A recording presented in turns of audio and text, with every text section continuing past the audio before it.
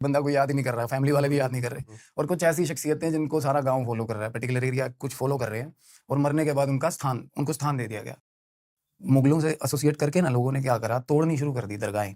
दरगाह होती थी पीर की, तो कुछ एक तो सबसे बड़ी चीज़ एक रिलीजियस कॉन्फ्लिक्ट भी आ जाता है। जो बंदा हिंदुइज़्म प्रैक्टिस कर रहा है, सिखिज़्म प्रैक्टिस कर रहा है, तो एक ना अलग तरह का ना ऑफेंसिव नेचर होता है ना कईयों का, कि भाई मैं मानता ही नहीं, तोड़ दे। ओके।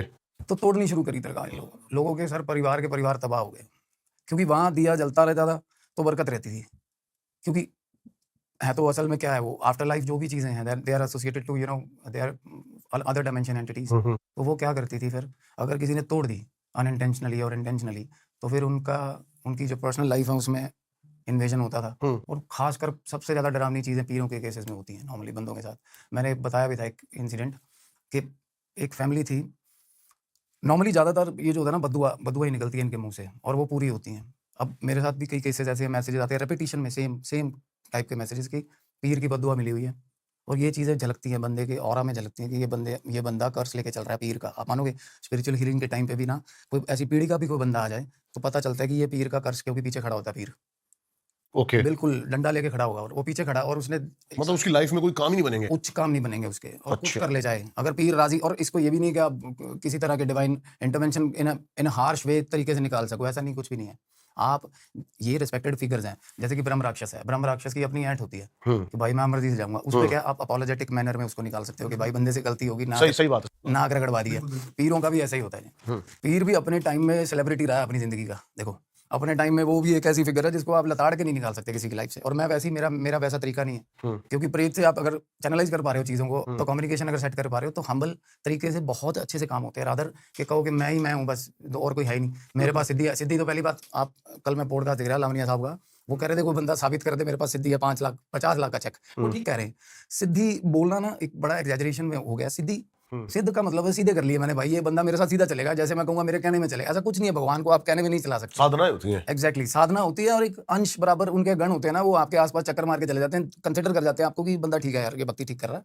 और उसके बाद आपको और मरने के बाद आपको एक डेजिग्नेटेड एक गणों में आप शामिल हो सकते हो अगर आपने ता उम्र साधना करी है, अच्छी साधना करी है, क्वालिटेटिव साधना जिसको बोलते हैं। और कई बंदे ऐसे हैं जहाँ सारी उम्र होगी, पंडे हैं, कुछ पंडित हैं, सारी उम्र भाई घंटियां बजाते हुए हो गए, बट क्वालिटेटिव साधना नहीं है उनके पास। और कई ऐसे पापी है सारा दिन कुत्ते काम करेंगे, शाम को 10 मिनट ध्यान लगाएंगे, 10 मिनट। मैं यार यहाँ आपको काटना चाहता हूँ। हाँ श्योर।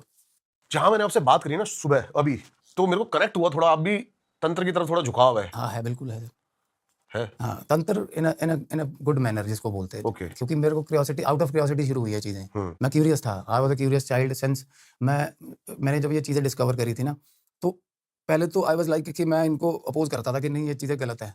क्योंकि होता है ना बच्चा पैदा हुआ है ना सर, उसका धुनी करते हैं ना घर पे गूगल की होती है, हिंदुओं में पंजाबीज में भी रिवाज है, उसको बोलते हैं अठाठा, कुछ पंजाब में तो यही बोलते हैं। और जिस बच्चे की नहीं होगी ना, तो वो बच्चा 13वें दिन, क्योंकि क्या होता है बच्चा पैदा होता है तो घर पे एंटिटीज आती हैं बहुत ज़्यादा, बच्चे की स्मेल होती है, पता है आपको, छत पे हर जगह पे एंटिटीज होती हैं जब बच्चा पैदा होता है किसी के घर। अच्छा। हर उस टाइम पे छत पे छलांगे लगा रहे होते हैं मानो के पिशाच आसपास बच्चे को हार्म पहुंचाने के लिए, क्योंकि पास्ट लाइफ जो कनेक्ट्स होते हैं ना बच्चे के, कर्मास होते हैं जो, तो वो क्या होता है कि बंदा जब नया जन्म ले गया तो वो कुछ चीज़ें फॉलो करती आती है पीछे से।